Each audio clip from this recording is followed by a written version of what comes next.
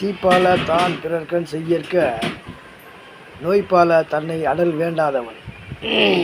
இது இன்றைய நாளுக்கான குறள்.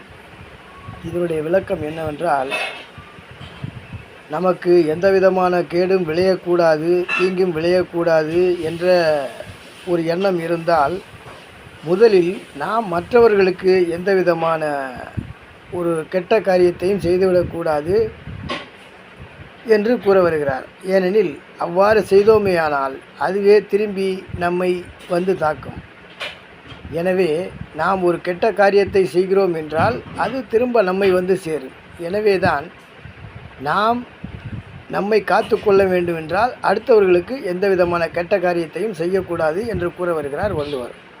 இதன் மூலம் நாம் அறிந்து கொள்வது என்னவென்றால், ஒருவருக்கு நாம் கேடு செய்ய நினைக்கக்கூடாது. அவ்வாறு நினைத்தோமேயானால் அந்த கேடு நமக்கே வந்து சேரும் என்பதுதான் இந்த குறளுடைய உள்கருத்து. வணக்கம்.